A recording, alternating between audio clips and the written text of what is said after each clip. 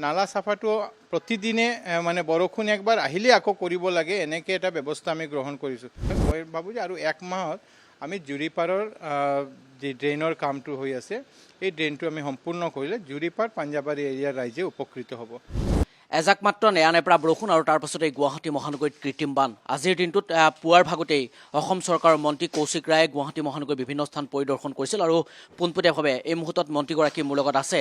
মই তেখেতৰ লগত কথা পাতিবলৈ চেষ্টা কৰিম আৰু বিভাগীয় দায়িত্ব লাভ কৰি গুৱাহাটী মহানগৰীত যেতিয়া কৃত্ৰিম বান হৈছিল তেওঁ বিভিন্ন সময়ত আমি দেখিছোঁ এক নতুন পদক্ষেপ হাতত লৈছে। কেনেধৰণৰ পদক্ষেপ হাতত লৈছে আজিৰ দিনটোত গুৱাহাটী মহানগৰী পাঞ্জাবাৰীকে ধৰি কেইবাটাও স্থান তেখেতে পৰিদৰ্শন কৰিছিল। কেনেসমূহ পদক্ষেপ ল'ব লাগিব সেইসমূহ স্থানত সকলো কথা পাতিবলৈ চেষ্টা কৰিম। মন্ত্ৰী ডাঙৰীয়া, আপোনাৰ কাষলৈ আহিছোঁ। পুৱাৰ ভাগতে আপুনি বিভিন্ন স্থান পৰিদৰ্শন কৰিছে, কি ক'ব বিচাৰিব আৰু কেনেকুৱা ধৰণৰ পৰিৱেশ দেখিছে এতিয়া? যোৱাকালি গুৱাহাটী আৰু আশে পাশে বহুত বেছি বৰষুণ হৈছিলে আৰু বিশেষকৈ মেঘালয়ত যেনেকৈ যিমান বৰষুণ হ'ল, মেঘালয়ৰ বৰষুণে আমাক যিমান পানী যিটো গুৱাহাটীতে সোমাই আহিল, বহুত এৰিয়া গুৱাহাটীৰ বহুতখন এৰিয়া এইটোতে এফেক্টেড হৈছিলে। GMC, GMDA, PWD, water resource সকলোৱে লগ লাগি আমি অলপ এইটো পানীবিলাক ওলাবৰ কাৰণে চেষ্টা কৰিছোঁ। অলপ দেৰি হৈছে, কালি দেৰিতে হ'লেও আমি এইটো ওলাব পাৰিছোঁ। যোৰাবাটতে আপোনালোকে দেখা পাইছে, যোৰাবাট তাতেও মেঘালয়ৰ পানী, আৰু মেঘালয়ৰ পানীটো যেতিয়া আহে তেতিয়া আমি আগৰ পৰাই জানো যে এইটোৰ লগতে আমাৰ চিল্ট আহে আৰু এই চিল্টবিলাক অহাৰ লগে লগে ড্ৰেইনবিলাক আমাৰ ব্লক হৈ যায়।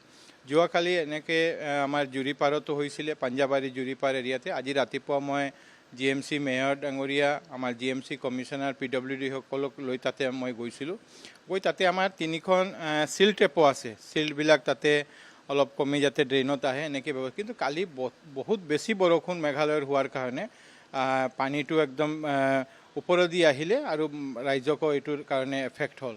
সেইকাৰণে তাতে এটা ড্ৰেইনৰ জুৰিপাৰৰ পৰা এটা ড্ৰেইনৰ কাম চলি আছে, যিটো শিলচাকলৈ যাব। মই ভাবোঁ যে আৰু একমাহমান সময় লাগিব। মই কেইদিন আগতো কামটো চাই আহিছিলোঁ, কালি আকৌ যাম তালৈকে, জুৰিপাৰৰ যে কামটো হৈ আছে সেইটো চাবৰ কাৰণে। মই ভাবোঁ যে আৰু এক মাহত আমি জুৰিপাৰৰ যি ড্ৰেইনৰ কামটো হৈ আছে, এই ড্ৰেইনটো আমি সম্পূৰ্ণ কৰিলে জুৰিপাৰ পাঞ্জাবাৰী এৰিয়াৰ ৰাইজে উপকৃত হ'ব।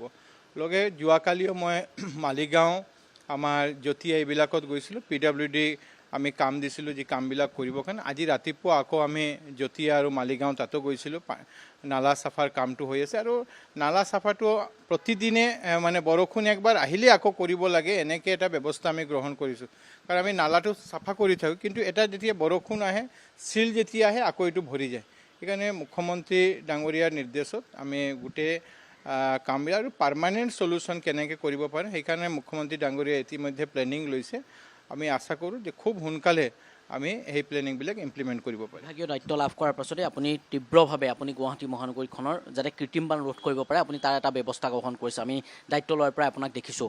এই আপুনি যিটো কথা কৈছে যে মেঘালয় পানীটো USTMৰ কথা বিভিন্ন সময়ত আপোনালোকে কৈ থাকে, কেনেধৰণৰ এতিয়া পদক্ষেপ হাতত ল'ব? কাৰণ উজনি অসমলৈ যোৱা কালিৰ দিনটোত যিসমূহ নৈশ বাছ আপুনিও ইতিমধ্যে দেখিছে, নৈশ বাছসমূহ আবদ্ধ হৈ আছে। পুৱাৰ ভাগতো একেই পৰিৱেশ কিন্তু মন্ত্ৰী ডাঙৰীয়া।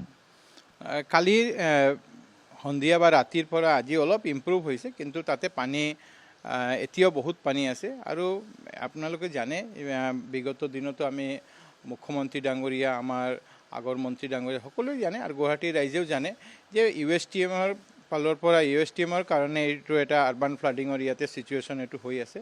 অহা দিনত আমি কেনেকৈ এইটো মোকাবিলা কৰিব পাৰিম, মুখ্যমন্ত্ৰী ডাঙৰীয়াই যোৱাকালিও ৰাতি সেইটো লৈ আলোচনা কৰিছে।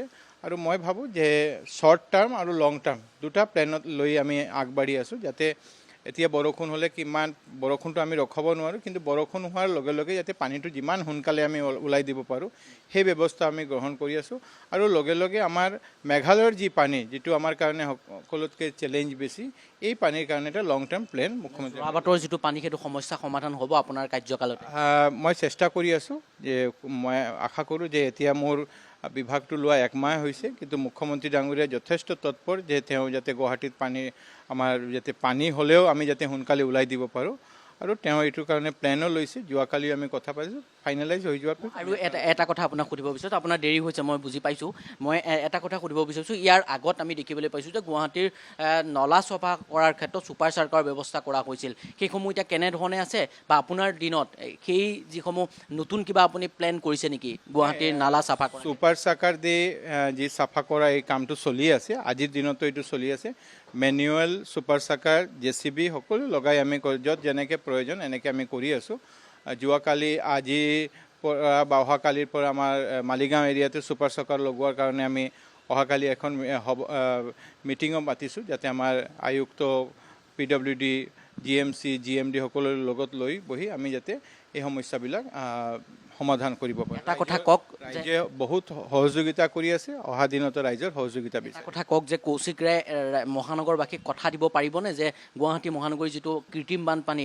বানপানী হোৱাৰ লগে লগে অনিল নগৰ নবীন নগৰ সকলো স্থানতে কৃত্ৰিম বানপানী হয় ৰাইজে জুৰুলা হয় কৃত্ৰিম বানপানীৰ ফলত ঘণ্টাৰ পিছত ঘণ্টা ৰৈ থাকিবলগীয়া সমস্যা সমাধান হ'ব চাওক এটা দিনতে এই সমস্যাটো সমাধান নহয় প্লেন লাগিব সমাধানৰ এটা প্ৰয়াস যোৱা 5 বছৰৰ পৰা হৈয়ে আছে আৰু প্ৰয়াস আমি টেম্পৰাৰী ৰিলিফ পাৰ্মানেণ্ট ৰিলিফৰ কাৰণে আজি শিলচাকোটো চাফা হোৱাৰ পিছতে তাতো কাম এতিয়াও 100% সম্পূৰ্ণ হোৱা নাই মই ভাবোঁ এইবিলাক কৰাৰ পিছতে ৰাইজক আমি ভালকৈ এটা আমি তেওঁলোকক এটা সুবিধা দিব পাৰোঁ আমি মোৰ ফালৰ পৰা মুখ্যমন্ত্ৰী ডাঙৰীয়াৰ নিৰ্দেশত আৰু মই বিভাগক লৈ যাতে এই সমস্যা সমাধান কৰিব পাৰোঁ মোৰ ফালৰ পৰা ইমান চেষ্টা মই কৰি যাম থেংক ইউ ধন্যবাদ জনাইছোঁ সেয়া আছিল অসম চৰকাৰৰ মন্ত্ৰী কৌশিক ৰায় আৰু বিভিন্ন স্থানত আজিৰ দিনটো তেখেতে পৰিদৰ্শন কৰিবৰ কাৰণে যোৱা আমি দেখিবলৈ পাইছোঁ আৰু ইতিমধ্যে NKTVৰ কেমেৰাৰ সন্মুখত তেখেতে অৱগত কৰিছে